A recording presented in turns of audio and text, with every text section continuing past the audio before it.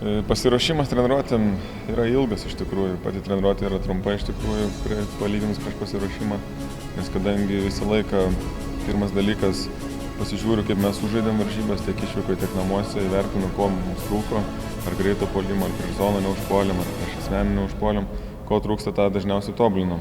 O paskui pradedam analizuoti varžovus, kas savaitgalį yra, ką penktadienį, ką šeštadienį turim, tai video peržiūrą darom prieš treniruotę, pasižiūrim tiek penktadienio, tiek šeštadienio varžovus, kaip prieš juos reikia žaisti, kokios jų silpnusios vietos, kokios stipriosios vietos ir tiesiog bandom per treniruotę tai šlifuoti ir pasiruošti abiem varžybom. Seniau būdavo problemos su žaidėjų susirinkimu į treniruotės, dabar jau tokių problemų kaip ir nebeturite. Turime šiek tiek, traumuotų turim, sergančių turim.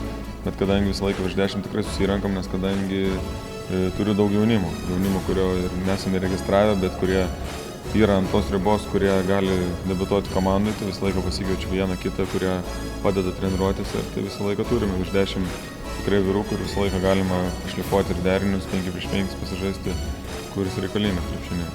Tai čia gerą užtvarą padarau ir žaidžiam gal. Ne tai kaip spaudė, daugiau spaudė, daug, kad taip mažai spaudė. Prastai atsivarau ir 2-2. Čia paprastas atsivarymas, atskovojimas. Šį savaitgalį yra ir traumuotų, yra ir sergančių, bet tikriausiai būsime apie 10 žmonių būsim. Tai rytis jau tikriausiai startuos, tai labai didelis mūsų pastiprinimas, nes kadangi kamuolius labai pralaimėjom tiek penktadienį, tiek šeštadienį, tai būsim jau šiek tiek jau stipresni.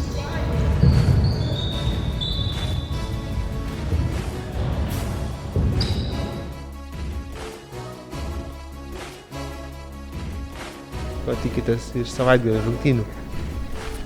Reikia pagaliau susikaupti ir paimti tą vieną išvyką, nes kadangi namuose gerai žaidžiam, labai gerai namuose žaidžiam, nedalinam tų taškų, o išvykos negalim laimėti.